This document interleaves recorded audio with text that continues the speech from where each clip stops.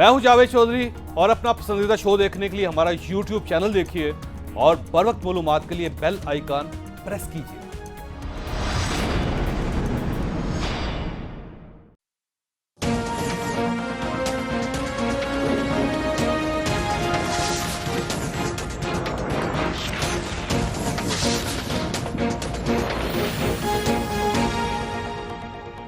बिस्मिल्लाहिर्रहमानिर्रहीम। लाखों करोड़ों दरूद नबी अकरम सल्लल्लाहु अलैहि वसल्लम पर और उनकी आल पर। कुलभूषण यादव इंडियन जासूस है और यह 2016 में पाकिस्तानी सरजमीन से पकड़ा गया था। इसे पाकिस्तान में दहशतगर्दी कराने, पाकिस्तान मुखालिफ कुव्वतों को माली मदद देने और पाकिस्तान दुश्मनों को सपोर्ट करने के दर्जनों वाकयात का एतराफ कर लिया था। यह इंडियन नेवी का सीनियर अफसर भी था।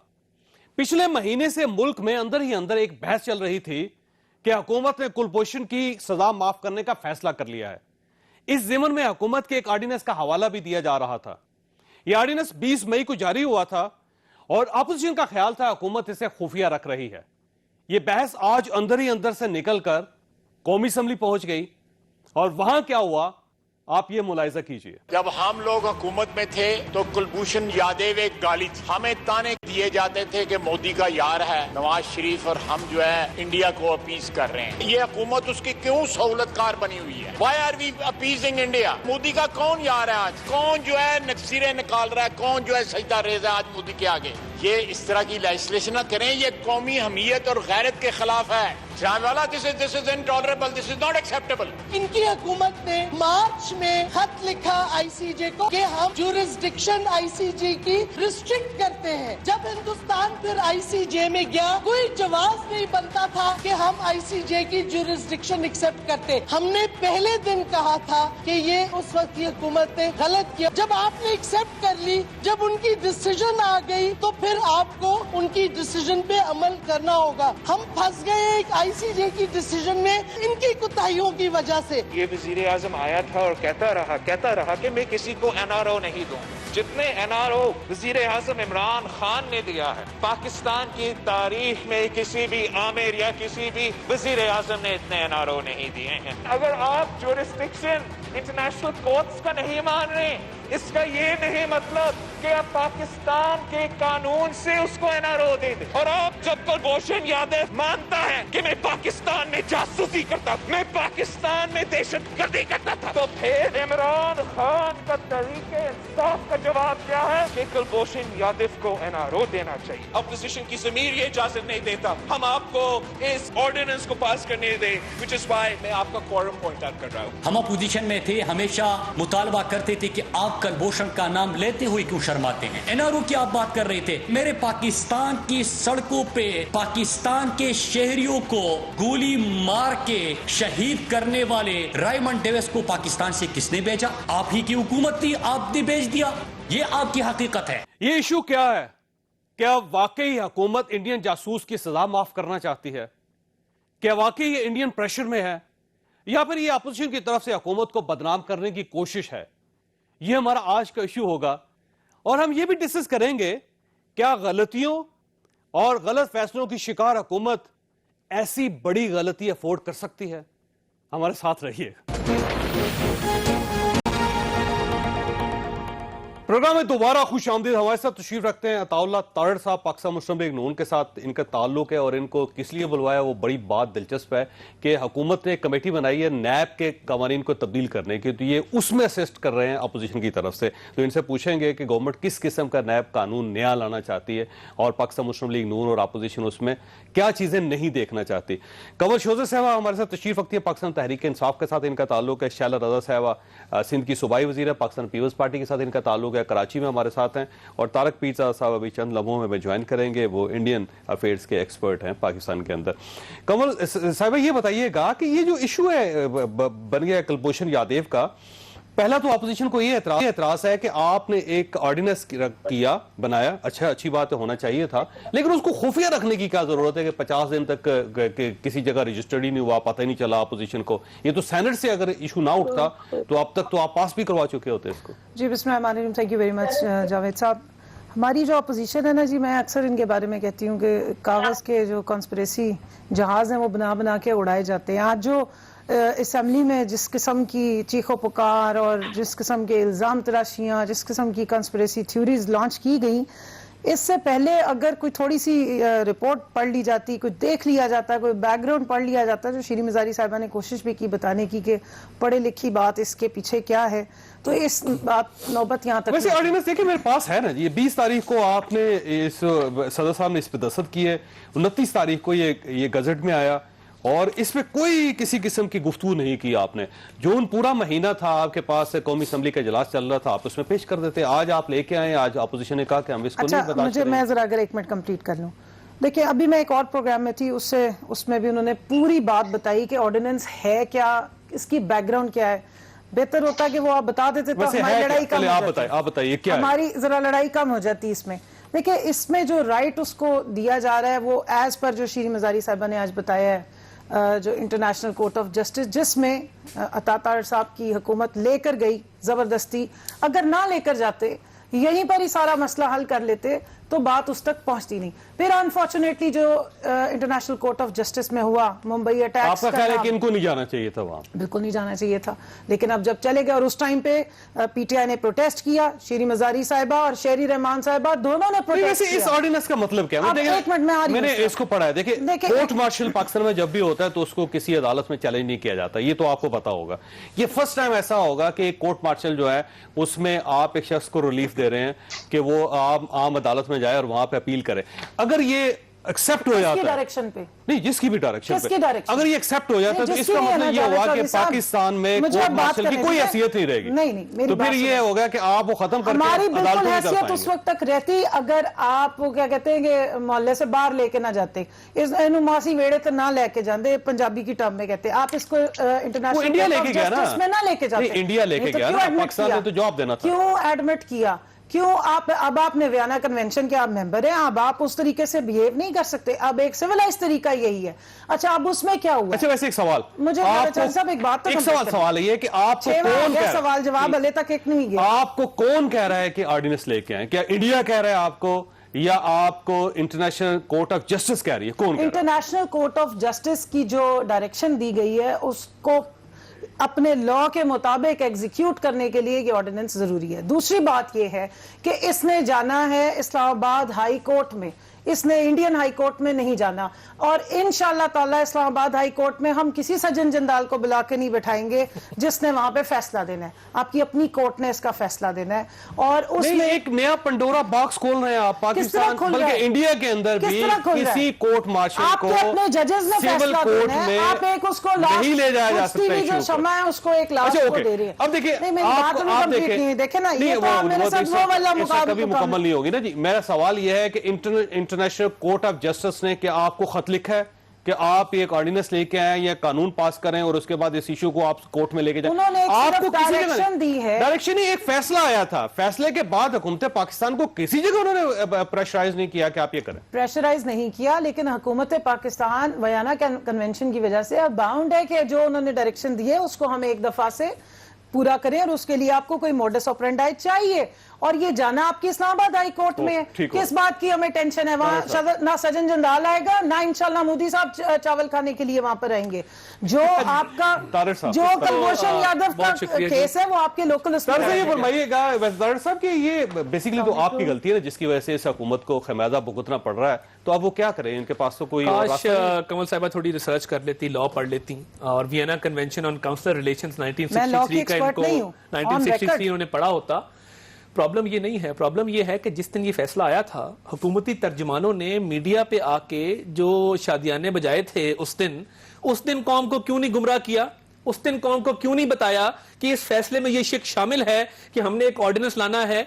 क्या हुकूमत सोई हुई थी? क्या चंद माह बाद मुझे अर्ज करने देना, चंद माह बाद आपको मई में ख्याल आया कि वो खान साहब जो कंटेनर पे आके गद्दार की डेफिनेशन बताते थे, मोदी का जो यार है गद्दार के नारे लगाते थे, और जिस तरह की बातें करते थे, इनको चाहिए ये था। मुंबई अटैक्स क्यों कोर्ट हुए?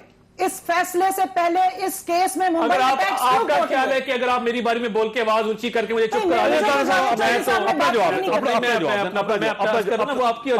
जवाब दें, अपना जवाब दें। आप इनको इतना इंटरप्ट करें ना, रात के जावेद साहब, अंधेरे वैसे आपको जाने की क्या जरूरत थी वैसे? रात के अंधेरे में ऑर्डिनेंस करने की, मैं उस पे आता हूं, मैं तो उस पे आता हूं, मैं आपको पूरा एक्सप्लेन करूंगा। मैंने पब्लिक इंटरनेशनल लॉ भी पढ़ा हुआ है, अनफॉर्चुनेटली या फॉर्चुनेटली मैंने कॉन्फ्लिक्ट ऑफ लॉज भी पढ़े हुए हैं, और मेरे उस्ताद भी सलमान अकरम रजा जैसे लोग थे। मैं आपको भी अर्ज कर देता हूं, पूरी तसल्ली कराऊंगा आपको। काश आप अपनी हुकूमत को भी उस वक्त बताते थे, आप मतलब ये सारी बात बताते कि ना जाओ यहीं पे इसकी गिरबान पड़ो और इसको गर्दन से लटका उल्टा कर। यही आप गलत है ना कि हम नहीं गए थे, हम नहीं गए थे। मुझे मुकम्मल करने दीजिएगा, वरना फिर आप यहाँ पे मुझे बोल के दिखाएं। 1 घंटे में आपको चैलेंज करता हूं, मेरी आवाज आपसे डबल ऊंची होगी और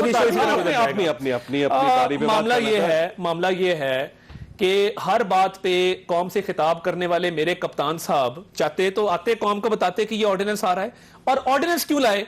जब आपके 3 सेशन चल रहे थे, बजट सेशन चल रहा था, फ्लोर ऑफ द हाउस हिम्मत करते और खड़े होते और कहते कि ये लॉ हम ला रहे हैं, ये कौमी मफाद में नहीं है, हम इस पे डिबेट करना चाहते हैं। हाउस में डिबेट करते, अवाम को तो लगते हैं बिल्कुल परले दर्जे पे ना, 3rd ग्रेड लॉ के एक्सपर्ट है, ऑर्डिनेंस इलीगल होता है। 3rd ग्रेड नहीं, इस कॉन्स्टिट्यूशन में ऑर्डिनेंस की कोई डेफिनेशन नहीं है। गैर आईनी है, अगर सेशन चल रहा हो या सेशन आने वाला तो आपको सेशन में लेके जाना, आपको सेशन में लेके आना चाहिए था।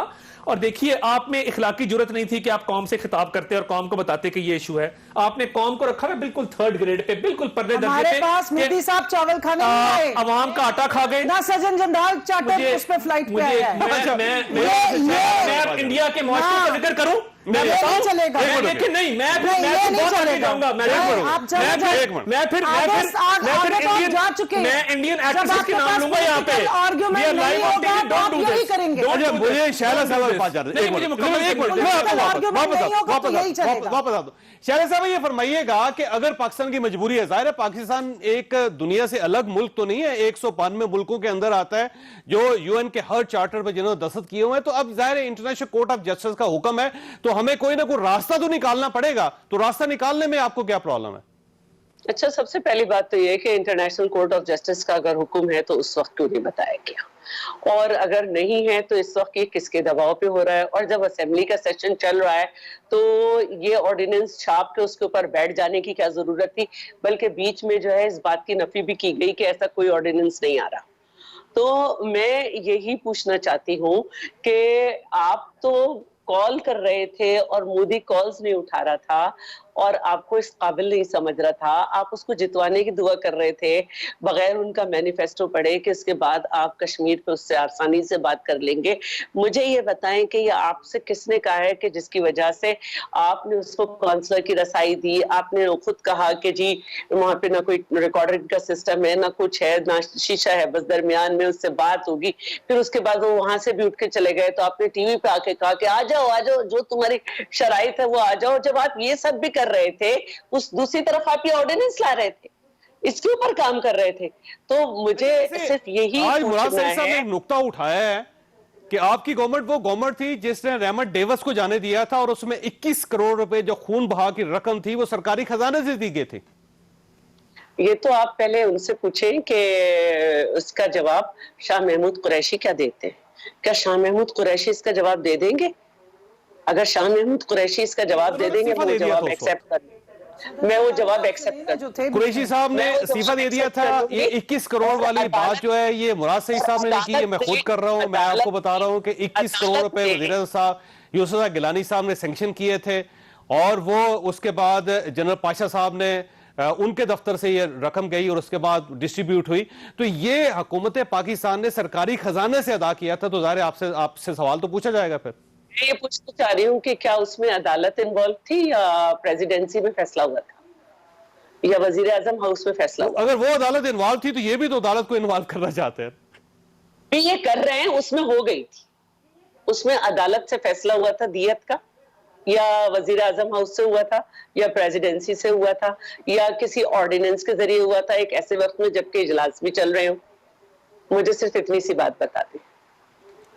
आज इनके मुराद से ही दीदी कह रहे थे कि ये बेसिकली ऑर्डिनेंस का इशू है। आप रुकिएगा तारिक साहब ये फरमाइएगा सर, ये इशू क्या है और क्या हम इंटरनेशनली पाबंद हैं कि हम इस पे ऑर्डिनेंस लेके जाएं, कानून साजी करें, फिर उसको अदालत में लेके जाएं, फिर उसको एक रिलीफ दें, क्या इशू है? देखिए, बुनियादी फलसफा इस वक्त ये है, चूंकि आप एक फैसले के आपने अपनी पॉलिसी के जरिए अपने आप को पाबंद किया है, इंटरनेशनल कोर्ट को तो इख्तियार ही नहीं था इस केस को सुनने का, तो ये कभी भी वहां जाना नहीं चाहिए था, आपको उस आदमी को फांसी देनी चाहिए थी। हमें चूंकि जरूरत नहीं है। मैं एक और मिसाल बताऊं, शैला को बुरा लगेगा, तो वो सरबजीत नहीं था जिसे वो पाकिस्तान ने मैं दायरा कार उस वक्त चैलेंज किया था, लेकिन अदालत ने, इंटरनेशनल कोर्ट ऑफ जस्टिस ने हमारा जो व्यू था उसको रिजेक्ट कर दिया।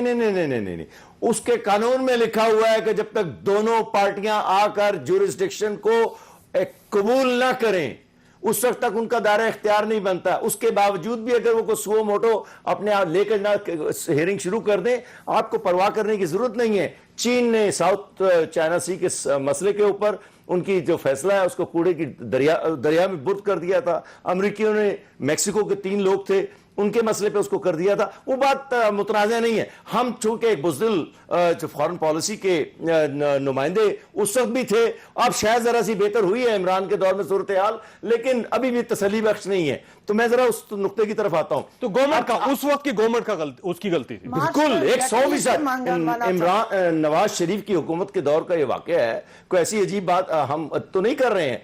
और देखिए, नवाज शरीफ के मुतालिक एक बात तो बड़ी वाज़ेह है कि वो हिंदुस्तान के खिलाफ कोई बड़ा कदम उठाने के लिए कभी तैयार नहीं था, और वो इस्लामाबाद में नई दिल्ली का गुमाश्ता था, इसमें कोई शुबा नहीं है। अच्छा, आपका ख्याल ये है कि ये उस वक्त की गवर्नमेंट का फैसला, सिर्फ गवर्नमेंट का फैसला है?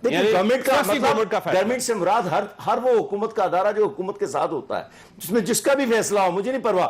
जो हुक्मरान है इस वक्त जो जिम्मेदारी है, मेरे नजदीक तो फौज की है, ISI की नहीं है, मेरे नजदीक तो इमरान की है। इमरान अगर खड़ा हो जाए और कहे मैं ये फैसला नहीं मानने के लिए तैयार, जुनेजो ने कई बात पे, आपको याद है, आपसे ज्यादा कौन जानता है, इख्तलाफ होते हैं। तो खुलासा ये है सारी बात का कि अब चूंकि आप कर रहे हैं तो ऑर्डिनेंस लाना पड़े ना लाना पड़े, एक अपील का हक आपने देने का तरीका निकालना है, देने दें।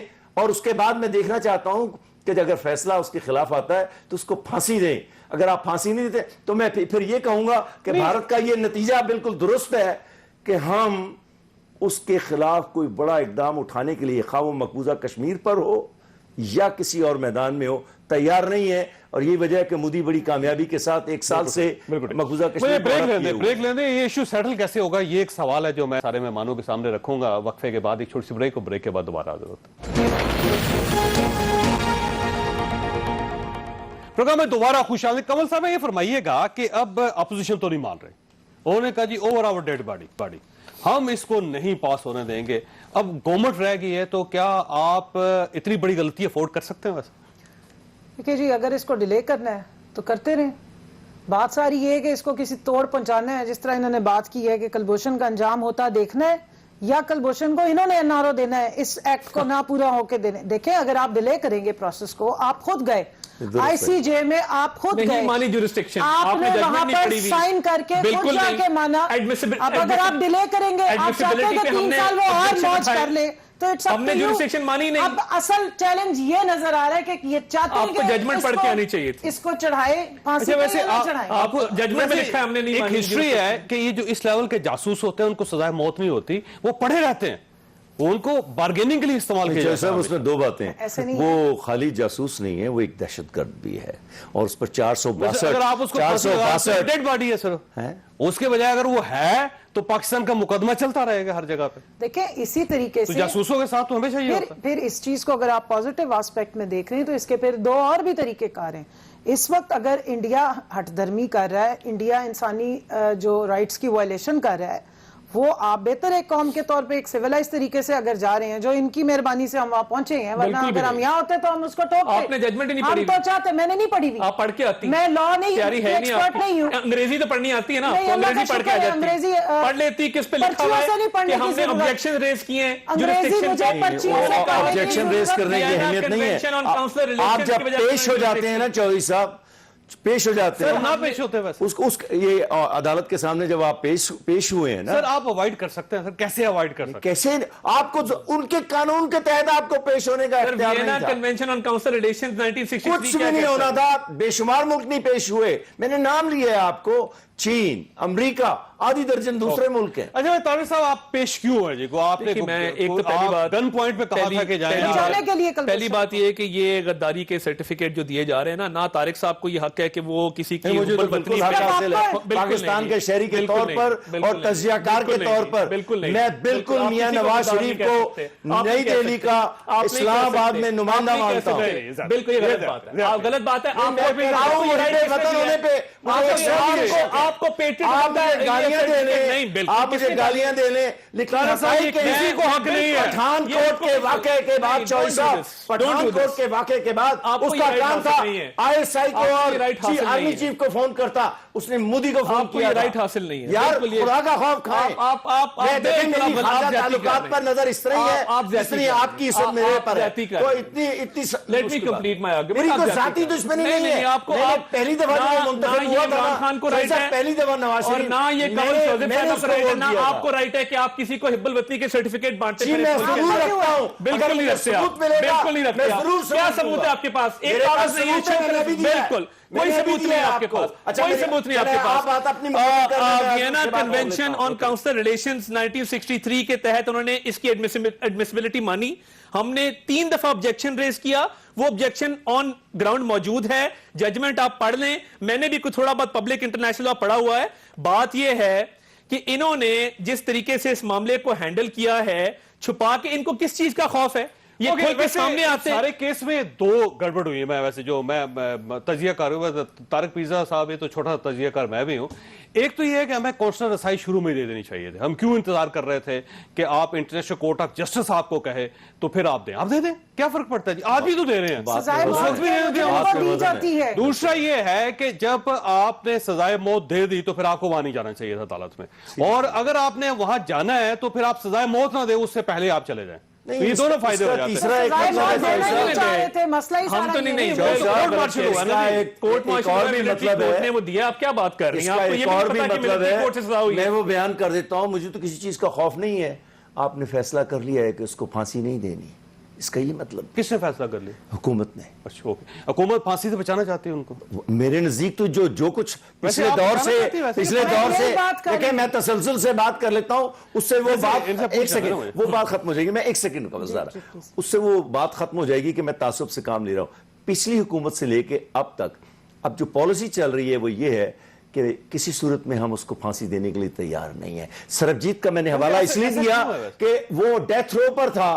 जरदारी ने बिल्कुल हिंदुस्तान दोस्ती का सबूत करते हुए नहीं किया, लेकिन कसाब के मामले में हिंदुस्तान ने तो 2 दफा पलके झपकने की कोशिश नहीं की, उन्हें उठा के फांसी। देखिए अजमल कसाब खौफ का शिकार कुलभूषण यादव में एक फर्क था। हम खौफ का शिकार रियासत हैं, इसमें कोई देखिए जासूस जो है ना, ये याद रखे सर, जासूस नहीं, जासूस और दहशतगर्द। ओके ठीक।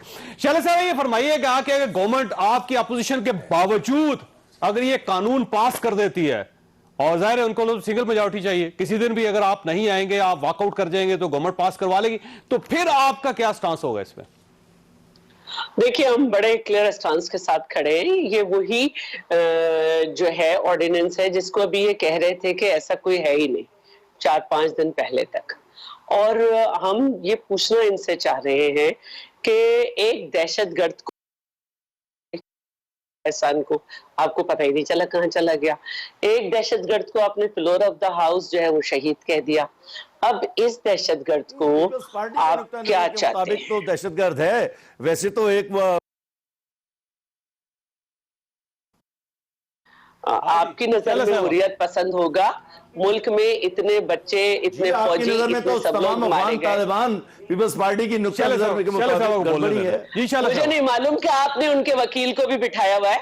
मेरी नजर में हर तालिबान जिसने दहशतगर्दी की जो शामिल रहा वो तालिबान की हुकूमत अफगानिस्तान में आनी चाहिए। मैं मुझे अफगानिस्तान की नहीं, मुझे अपने मुल्क जो मेरे मुल्क में जिन्होंने खून बहाया, मेरे फौजियों को, मेरे आबादियों पे निशाने बनाए, मेरे बच्चों को मारा, वो दहशतगर्द है, वो अपने नाम के साथ कुछ भी लगाएं। ना वो मेरे बिछड़े भाई हैं, ना मैं उन्हें ऑफिस देने को तैयार, ना मैं उनसे डरती। मौत का एक दिन मुअय्यन है। आप डरते होंगे, आप उन्हें बनाएं तो आप कुछ भी। अच्छा, अगर गवर्नमेंट इसके बावजूद ये कानून पास करवाने में कामयाब हो जाती है तो अपोजिशन क्या करेगी फिर? अपोजिशन अपना लाए अमल देगी और जो अभी दे रही है रिएक्शन उससे डबल देगी। लेकिन आपके पास एक और हल भी है कि आप अदालत में जाके फ्रीक बन जाए। जब पार्लियामेंट में, जब तक हम पार्लियामेंट में गवर्नमेंट जिस अदालत में जाए आप भी फ्रीक बन जाए वहां पे। देखिए, ये बिल्कुल डिसाइड किया जाएगा जब पार्लियामेंट में बहस हो रही है। तो अभी हम पार्लियामेंट में अपना इजहार राय कर रहे हैं और ये पूछ सकते हैं कि गवर्नमेंट की नजर में दहशतगर्द की क्या डेफिनेशन है। जो उज़ैर बलोच की है, एग्जैक्टली वो है। उज़ैर बलोच एक दहशतगर्द है, हमारी यही यादेव और उज़ैर बलोच में बड़ा फर्क है क्या? एक आपका अपना लोकल है और एक बाहर से आया हुआ, ये फर्क है। बंदे तो वो दोनों मारते हैं। आपके नजदीक अगर लोकल बंदे मारे तो जस्टिफाइड है, बाहर वाला मारे तो इसीलिए आपकी पार्टी इसको शामिल करना चाहती थी, इसीलिए उससे मुलाकातें हो रही थी। शामिल करना चाहते थे। बाकी के लायक बैठे आपके जो रिश्तेदार अभी बैठे हैं ना, वैसे नून लीग भी करना चाहते थे। आप जिनकी पार्टी के साथ, जिनके घर शाला साहिबा खुद गई हैं अद्दी के साथ, उसकी डेफिनेशन जो है वही हमारे नजदीक एक दहशतगर्द की डेफिनेशन है, जो इंसानी जाने मारता हो, गर्दनें काटता हो, गर्दनों के काटे हुए से फुटबॉल खेलता हो, लोगों को वो वीडियोस जारी करता हो। इसमें और एक दहशतगर्द की और क्या डेफिनेशन होती है? इंसान मारने वाले और बेदर्दी से कत्ल करके खौफ और राज पैदा करने वाले दहशतगर्द है।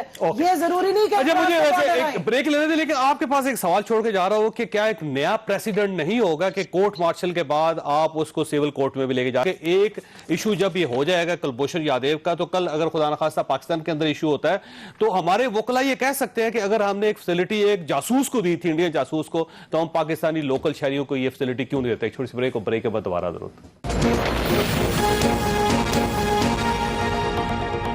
प्रोग्राम में दोबारा खुशामदीद। तरसा देखिए, एक तो ये कि फैटफ का इशू है इस वक्त बहुत ज्यादा, वो प्रेशर है जिसकी वजह से हमें इस टाइप के फैसले लेना पड़ रहे हैं, और साथ ही जाहिर है हमें नैब के कवानीन में तरमीम करनी पड़ेगी, और जब वो गवर्नमेंट करेगी तो ये जो इशू साइड पे चल रहा है इनको सॉल्व करना पड़ेगा हमें। बाहर से इंटरनेशनल प्रेशर, ये नहीं हो सकता कि हम फैटफ में भी हमें ग्रीन चिट मिल जाए और साथ ही हम इस टाइप के जो फैसले जो इंटरनेशनल कोर्ट ऑफ जस्टिस से किया उस पर हम इसको डिले कर सकें। तो कुछ ना कुछ करना पड़ेगा। हमारा मुतालबा सिर्फ सिंपल है, एंटी टेररिस्ट एक्ट 1997 के अंदर ये तरमीम कर रहे हैं, जिसमें वफाकी हुकूमत को और सूबाई हुकूमत को ये राइट दिया जा रहा है कि इंटीरियर सेक्रेटरी और होम सेक्रेटरी किसी भी शख्स जिस पे मनी लॉन्ड्रिंग का शुबा हो उसको 90 दिन और फिर मजीद 90 दिन के लिए बंद कर दे। 6 माह के लिए एक बंदे को आप गायब कर दें।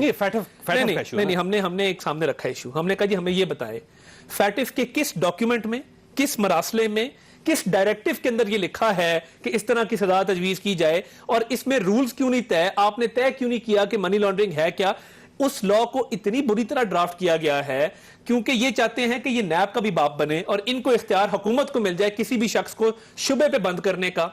दूसरी बात है, लीगल टर्म है कि डिटेंशन जब होती है वो 16 MPO या 3 MPO लगता है, जब डिटेंशन के दौरान तफ्तीश नहीं होती। इन्होंने उसमें डिटेंशन में इंक्वायरी और इन्वेस्टिगेशन का राइट दिया है। तो ये फैटिफ से कुलभूषण को लिंक ये ना करें। ये उसको देना चाहते हैं फ्री एक्सेस, हम नहीं देने देंगे।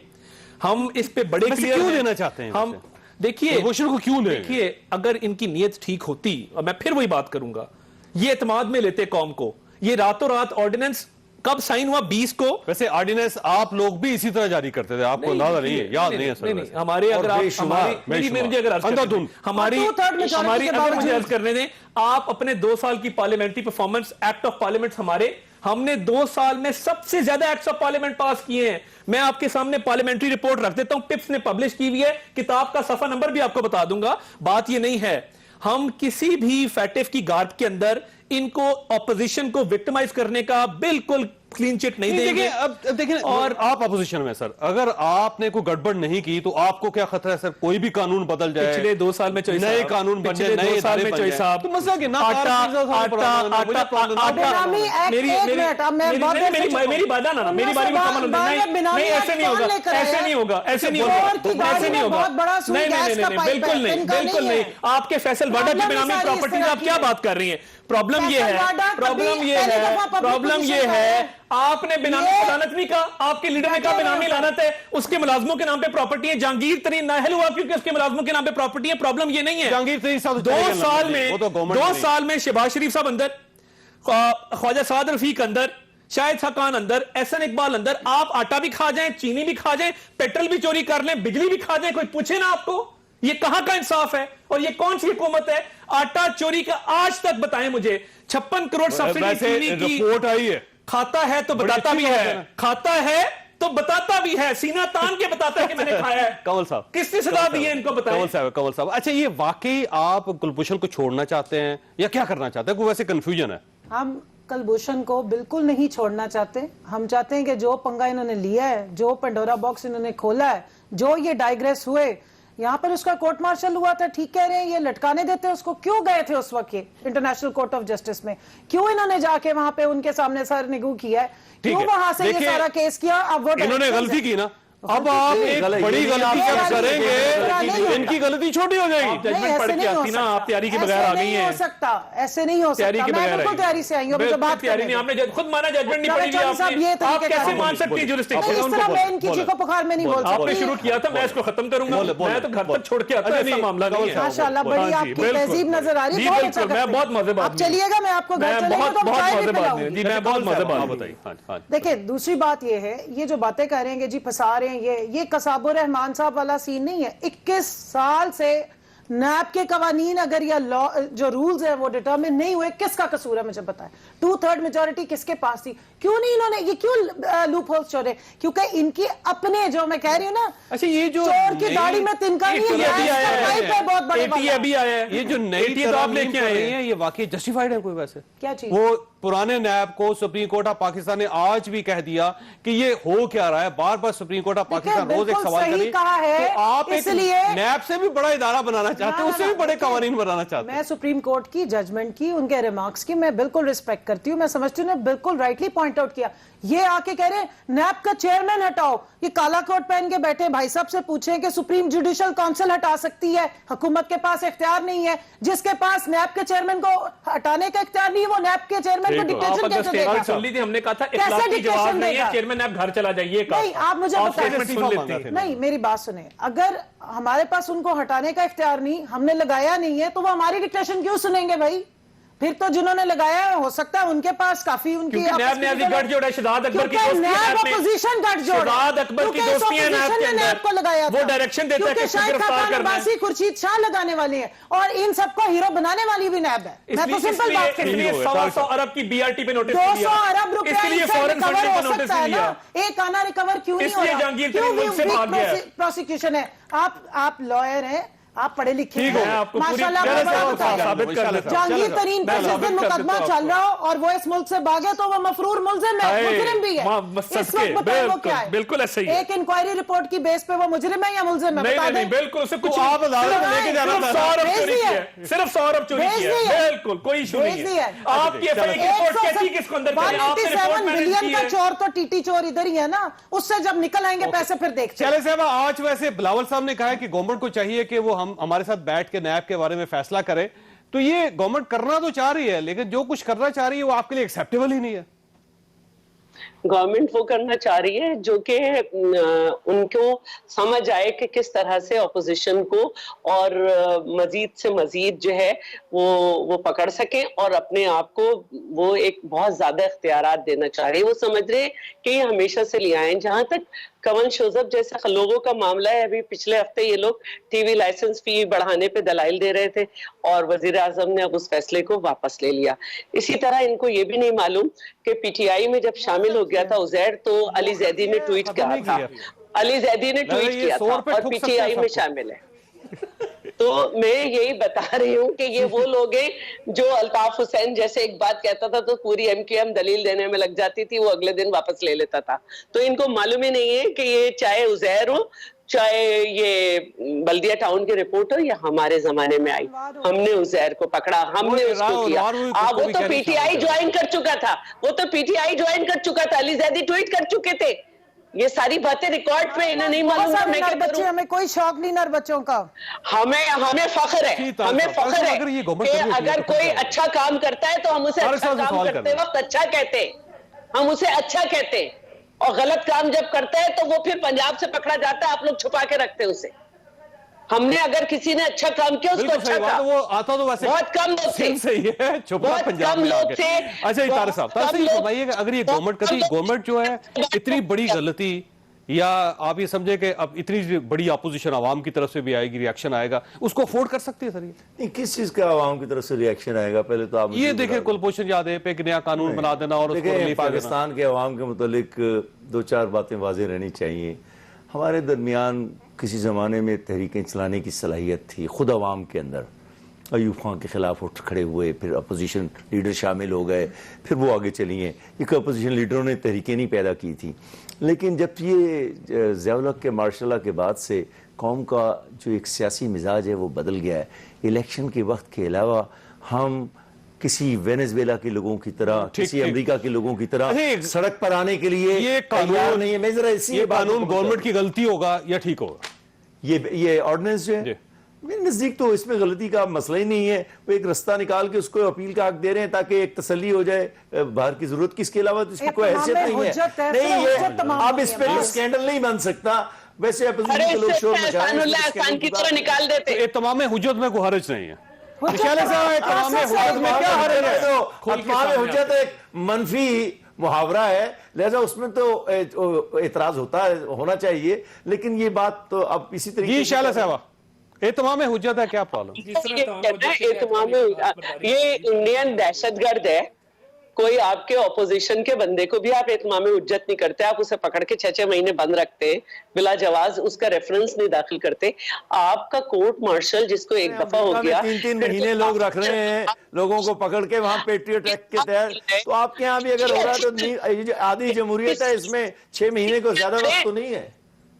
सीख लिया करें, किसी की बात भी सीख लिया करें, अमेरिका की और उसकी गलत बातें ही सीखते हैं, कुछ अच्छा भी सीख लें दुनिया में। नहीं वो अच्छी बातें हैं, दहशतगर्दों को क्या 12 महीने रखना चाहिए। वक्त खत्म हो गया। ख्वासद आपने गुफ्तगू सुनी, कोई कानून बना सकती है गवर्नमेंट और पार्लियामेंट बना सकती है, उसमें तरमीम भी कर सकती है, लेकिन आवाम को बताना, पार्लियामेंट को बताना, सबको उनके नोटिस में लेके आना, ये चीज़ें ज़रूरी होती हैं। अगर आप आवाम को या कौमी असम्बली को बाईपास करेंगे तो एतराज़ात आप पे किए जाएंगे। अल्लाह ताला आप और आपके अहले खाना को किसी मुसीबत से महफूज रखे।